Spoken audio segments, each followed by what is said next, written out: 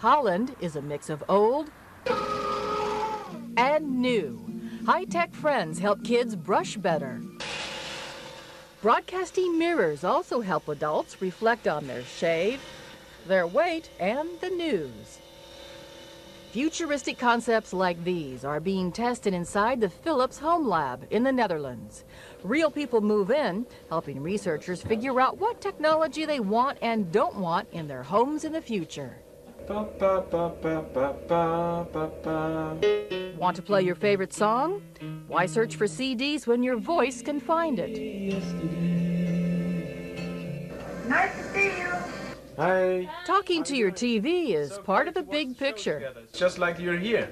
In-home global hookups mean watching your favorite show with friends and relatives, making technology human. I really like it because I can see her emotions, and she's in another country, but still we can share all things together. Why be tied to a TV? Movies and shows go where you go, and so do they. Sociologists, scientists, psychologists, researchers, they all take it in, studying 32 hidden cameras to help turn concepts into reality. And that's when we find out about humanizing technology. That's how we understand, deeply understand, what people want and what they need and how we can design it. Picture that. Touch screens will save, move, and enlarge your favorite photos from here to there. High-tech toys will even cue your tropical vacation. And man's best friend not only retrieves TV shows, he lets you know if he doesn't understand. Some of these concepts began at MIT's Project Oxygen in the United States. Turn off the lights. Here, researchers study how to bring more intelligent technology Your identity is confirmed. to our virtual doorstep. And that's the key point of Project Oxygen. We want to make it so easy to use, it's so pervasive, it's like the air you breathe. A wireless world with human connection. Elizabeth Anderson reporting. Oh, that's sweet.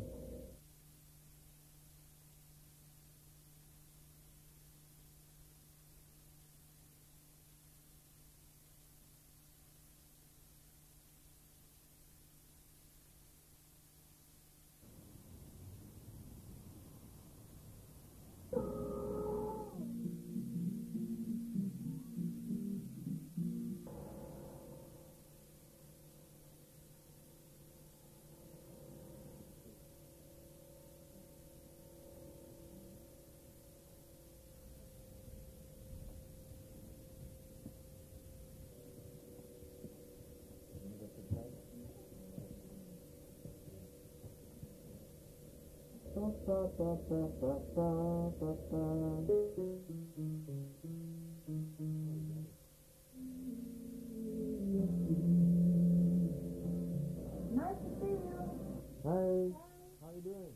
It's so great to watch the show together. Just like you're here.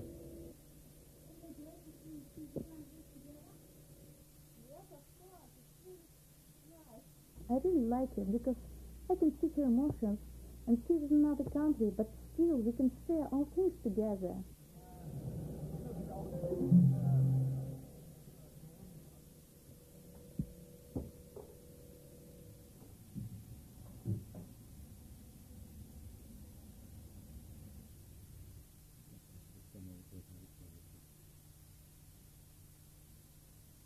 And that's when we find out about humanizing technology. That's how we understand, deeply understand, what people want and what they need and how we can design it. Put it on the big screen.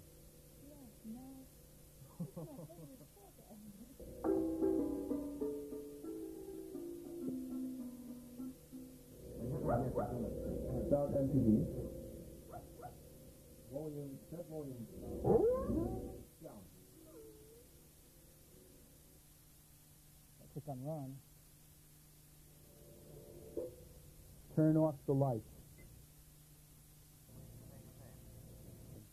Your identity is confirmed. And that's the key point of Project Oxygen. We want to make it so easy to use, it's so pervasive, it's like the air you breathe.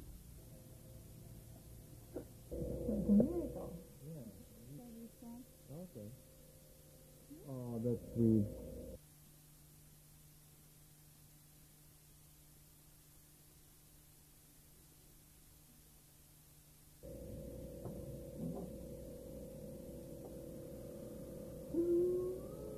Just one of my secret spots.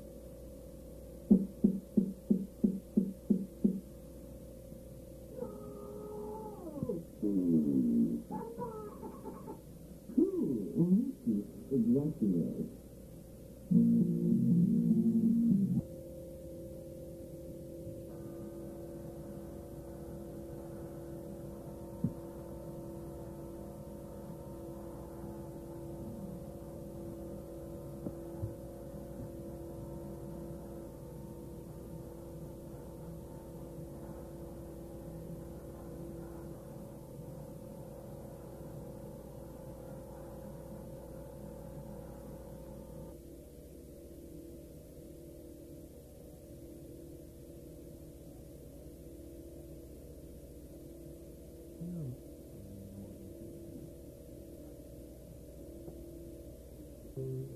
go.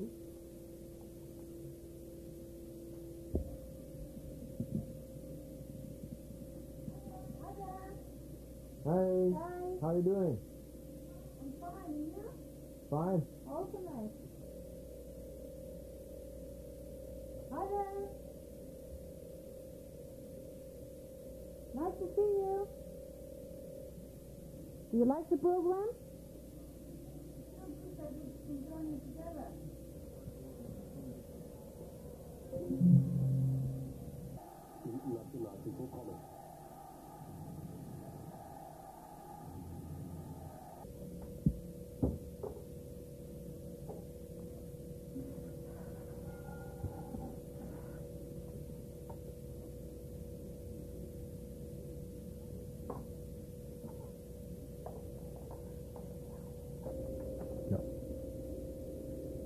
Hello? Start Discovery.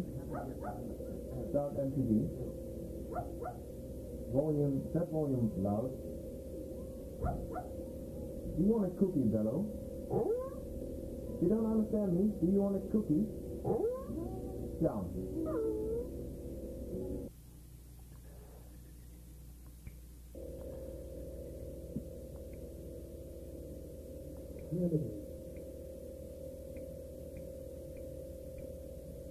Pa pa pa pa pa pa pa pa.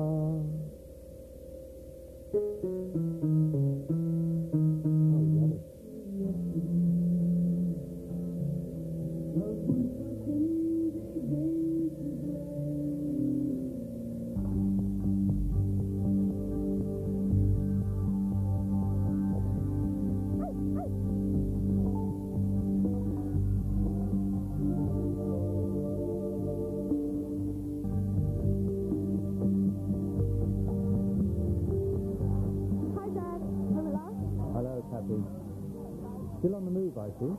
Yeah, I won't be back late though. Get up early tomorrow. Taxi's ready, yeah? Oh, well, I don't know how long I'll stay up for. Okay, Dad. Good night.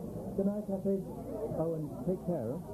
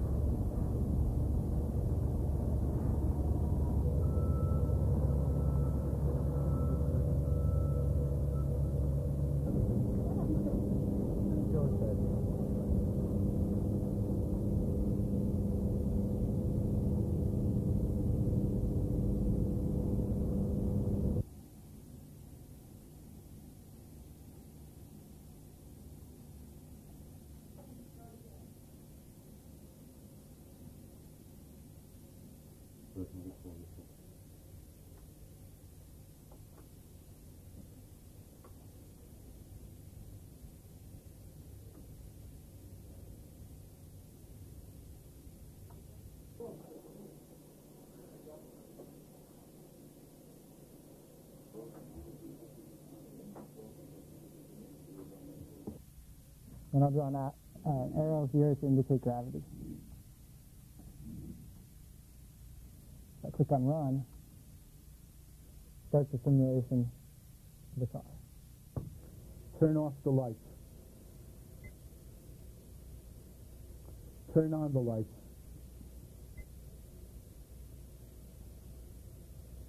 turn off the tall lamp.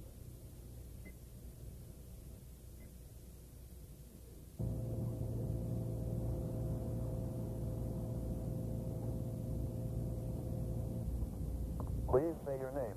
TJ Hazen. You are not T.J. Hansen. Please go away.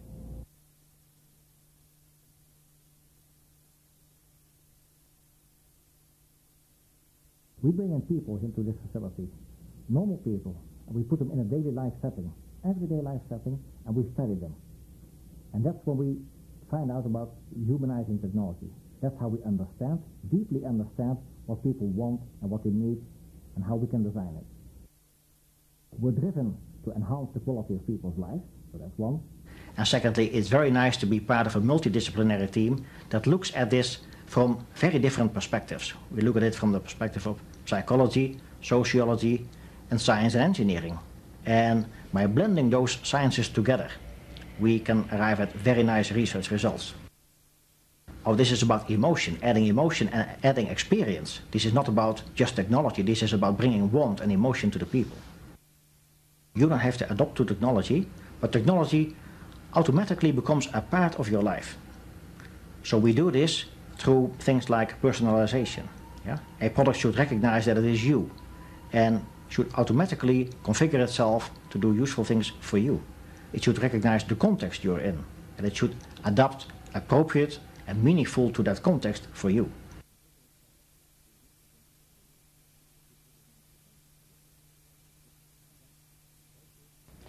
The whole point of Project Oxygen is to cater to the humans, okay? Technology has been moving at an amazing speed. We really don't worry about whether, in fact, we will have enough computing power to do the things we want to do. Instead, what we need to do is to make sure that machines can do things in a way that humans can absorb and interact conveniently with. And that's the key point of Project Oxygen. We want to make it so easy to use, it's so pervasive, it's like the air you breathe. You can imagine personal security when you're on the road, you want to be able to log into your computer, then you can use biometrics to verify that in fact you are who you say you are. You can imagine a case when these devices are embedded near the door when you're returning home, then you can use that to identify the right person and so that you can access your house.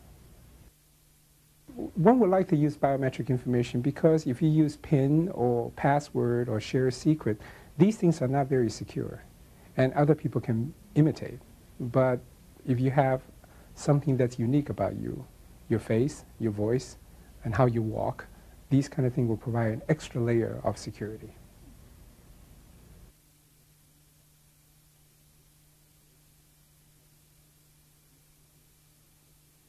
Right. So what we do here is we observe how people are interacting with new technologies, and the idea is that we code and score behavior that people show when they are interacting with these technologies, so that we can learn how to improve and how to make these technologies better suitable to introduce them into people's homes. So the behaviors that we're observing here can range from simple frequencies. How many times do people have to, for instance, reprogram something, or how many buttons do they have to click before they can get to something? So that's really just the frequency of events that we look at, up to more complex analysis we do. For instance, one of the things we can do is we can find hidden patterns in the behavior that people show. There is a relation between all the elements of the behavior that people exhibit once they're inside the HomeLab, and we try to find those patterns back in the recorded data.